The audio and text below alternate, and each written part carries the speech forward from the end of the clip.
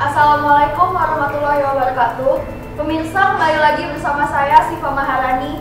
Tentunya masih di Haluan Indonesia Televisi yang selalu memberikan berita secara terkini dan juga terpercaya. Berikut berita dari kami hari ini.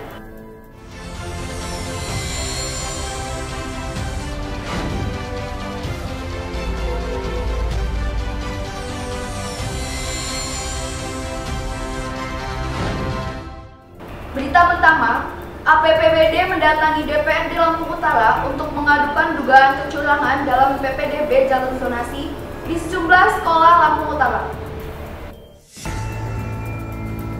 Aliansi Peduli Pendidikan Bersih Daerah atau APPBD mendatangi DPRD Lampung Utara. Kedatangan aliansi untuk mengadukan dugaan kecurangan dalam penerimaan siswa baru jalur zonasi di sejumlah sekolah menengah pertama negeri di Lampung Utara. Aliansi yang terdiri dari Korp Alumni Himpunan Mahasiswa Islam atau KAHMI Cabang Lampung Utara, Himpunan Mahasiswa Islam atau HMI Cabang Lampung Utara, dan Gerakan Masyarakat Bawah Indonesia atau juga sering disebut GMBI Lampung Utara. Memaparkan, nanti kita tanya jawab, ya kan? Apa saja yang harus kita sikapi, harus kita tindak. Kedatangan aliansi di gedung DPRD Lampung Utara disambut oleh Ketua DPRD Romli, Wakil Ketua 1 Madri Daud, Ketua Komisi 4 Arnold Alam, serta sejumlah anggota Komisi 4 DPRD Lampung Utara. Ketua KAHMI Cabang Lampung Utara Faruk Daniel mengungkapkan tentang dugaan kecurangan dalam proses seleksi penerimaan peserta didik baru atau PPDB di sejumlah sekolah menengah pertama yang ada di Lampung Utara. Telah mensikapi apa yang menjadi persoalan-persoalan berkaitan dengan PPDB. Pada hari juga sudah kita panggil yang berkaitan dengan persoalan secara detail. Nah, untuk tidak lanjutnya nanti kita rapat di komisi 4 atau komisi di tingkat internal bagaimana tidak lanjutnya. Karena yang pertama pihak daripada pendidikan sudah kita panggil ke komisi 4, kemudian pada hari ini adalah pelapor sudah kita panggil. Tinggal mensikapi bagaimana rapat internal di komisi 4 bagaimana tentunya apakah nanti kita berdiskusi bersama antara pelapor sama yang berkaitan dengan dinas pendidikannya sambil mencari daripada solusi yang terbaik bagaimana untuk penyelesaian menuju perubahan yang lebih baik terhadap Lampung Utara. Untuk juga penerimaan di 2021 akan lebih baik daripada 2020. Berarti kita akan memanggil dinas pendidikan kembali ya? Ya, memanggil dinas pendidikan kembali. Apakah akan kita panggil bersama-sama dengan pelapor juga? Tapi apa yang menjadi belum kita simpulkan karena akan ada rapat dengan Komisi 4, rapat secara internal. Tujuan kemarin adalah tindak lanjut daripada ada aspirasi masyarakat sehubungan dengan pelaksanaan penerimaan peserta didik baru PPDB tingkat SMP negeri di Lampung Utara yang kita lihat penuh kejanggalan, penuh dan sifatnya manipulatif dengan kita lihat ada indikasi pemalsuan atau menggunakan surat palsu keterangan domisili khususnya. Nah, ini yang perlu kita minta tolong kepada DPRD dan pihak terkait untuk meluruskan. Maksudnya adalah menjaga mutu pendidikan di Lampung Utara ini khususnya. Jangan sampai kita lihat ini ada permainan, tapi ini masih dugaan permainan-permainan yang merusak sistem pendidikan. Kita kasihan kepada masyarakat bawah, makanya GMBI masyarakat bawah Indonesia ini turun karena rakyat yang susah, yang miskin, yang nggak ada duit, nggak bisa sekolahin anaknya walaupun sekolah itu ada di depan matanya. Kalah sama calon murid yang sekolahnya bahkan ada yang diterima dari luar provinsi, dari luar kabupaten, dari luar kecamatan lokasi sekolah tersebut. Sementara ada warga yang atap hubungan sekolah itu terlihat dari rumahnya, tidak diterima. Lalu tuntutan kita apa, Pak? Tuntutan kita untuk rekonstruksi ulang, kita bikin objektif, kita ukur betul sesuai dengan tempat jarak tempat tinggal masing-masing. Kalau memang dokumennya sudah umur 1 tahun, ya kita memang di Permendikbud bisa memungkinkan. Tetapi saya nggak yakin sebagian besar ini dibuat pada saat PPDB dilaksanakan. Jika saya ini kan masih proses, saya percaya sama legislatif untuk menindaklanjuti sesuai dengan tugas pokok dan kewenangan. Lalu harapannya apa, Pak? Ya, harapan kita supaya sesuai dengan Permendikbud bahwa azas daripada Permendikbud PPDB ini adalah azas objektif, transparansi, akuntabel. Artinya harus disesuaikan dengan norma, kriteria, prosedur, dan standar yang diatur dalam Permendikbud tersebut. Dari Lampung Utara, Ongki Pratama, Haluan Indonesia Televisi, melaporkan. Berita terakhir, Angkatan TNI AU Raja Haji Fisabilillah menggelar latihan menembak triwulan kedua tahun 2020 di lapangan Lanut RHF. Sudah dilatihkan sebelumnya cara yang diadakan oleh Pak TNI. Dalam rangka pembinaan dan peningkatan kemampuan menembak perorangan, Pangkalan TNI Angkatan Udara Raja Haji Fisabilillah menggelar latihan menembak triwulan kedua tahun 2020 yang dilaksanakan di lapangan tembak Lanut RHF yang terletak di Jalan Nusantara kilometer 25, Kelurahan Kijang Kota, Kabupaten Bintan.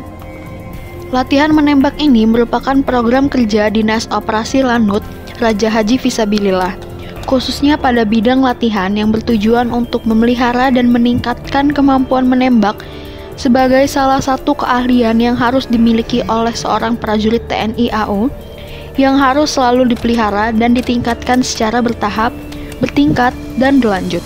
Komandan Lanut Raja Haji Fisabilillah Kolonel PNB Andi Wijanarko mengatakan bahwa sebelum menembak, para prajurit Lanut RHF telah melaksanakan latihan bongkar pasang senjata untuk merefresh kemampuan anggota dalam penggunaan senjata. Prajurit Lanut RHF pada hari sebelumnya kita latihkan untuk bongkar pasang senjata, sehingga mereka semakin akrab dengan senjata. Dan pada hari ini kita laksanakan kegiatan menembak dengan senapan laras panjang dan laras pendek yang diikuti oleh sekitar 100 orang prajurit yang terdiri dari 80 orang prajurit Lanut RHF dan 20 orang prajurit Satrat 213 Bintan. Untuk lebih memotivasi prajuritnya, dan Lanut RHF menyiapkan hadiah khusus bagi prajuritnya yang berhasil mendapatkan skor menembak tertinggi baik di kalangan perwira, bintara, maupun tamtama untuk laras panjang dan laras pendek. Dan Lanut RHF selaku pemegang rekor nilai tembak tertinggi memberikan beberapa tips dalam menembak.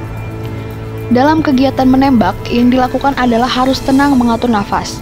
Waktu pendidikan dulu, kita dilatih dengan prosedur nafas, bidik, tekan, picu. Apabila kita ikuti prosedur tersebut dengan benar dan tenang, pasti tembakan kita akan mengenai target dengan sempurna. Seiring waktu latihan, kita akan bisa menjaga konsentrasi dan nafas kita.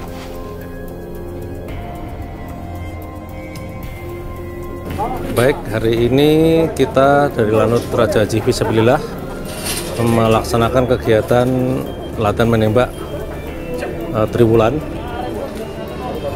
Sebenarnya kegiatan triwulan 2 yang kemarin karena ada kondisi COVID yang kita tidak boleh melaksanakan kegiatan kita undurkan dengan adanya pelonggaran kegiatan. Jadi latihan-latihan rutin kemiliteran yang kita programkan dapat kita laksanakan.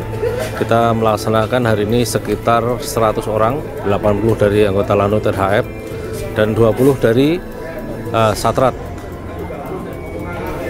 Kita latihkan kepada anggota menembak laras panjang dengan senjata standar S1 dan laras pendek.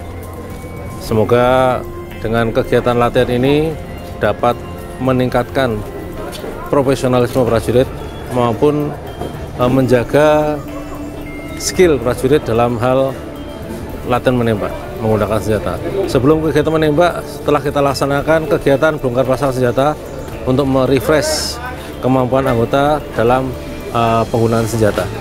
Saya kira itu mudah-mudahan dengan kegiatan ini dapat meningkatkan moral prajurit dalam melaksanakan tugas Lanut Raja Haji Fisabilillah maupun tugas-tugas TNI Angkatan Udara. Terima kasih.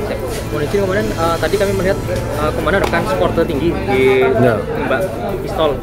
Apakah ada tips and tricks yang bisa Komandan share untuk prajurit supaya bisa menembak sempurna seperti Komandan? Sebenarnya intinya kan kita tenang. Waktu kita di pendidikan dasar kan dilatihkan kita menembak tenang, kemudian dengan teknik napi tepi, napas, bidik, tarik bicu. Kalau kita mengikuti prosedur itu, kemudian ada arahan titik bidik tengah-tengah bawah hitam, dan kita tenang, insya Allah kita akan bisa melaksanakan. Meskipun saya dulu di pendidikan bukan kompol menembak, tapi dengan seiringnya waktu kita bisa menjaga konsentrasi kita bisa berkonsentrasi, makanya kemungkinan besar kita bisa untuk melaksanakan penembakan dengan baik. Kita trik-trik dari pelatih kita ikuti saja. Dan Lanut berharap dengan latihan tersebut dapat meningkatkan moral prajurit Lanut RHF dalam melaksanakan tugas. Turut hadir dalam kegiatan tersebut Kepala Dinas Operasi Lanut RHF, Kepala Dinas Logistik Lanut RHF, Komandan Satuan Polisi Militer Lanut RHF, Kepala Dinas Operasi Satrat 213 Bintan, Kepala Dinas Operasi Satrat 213 Bintan, dan prajurit Lanut RHF, serta Satrat 213 Bintan.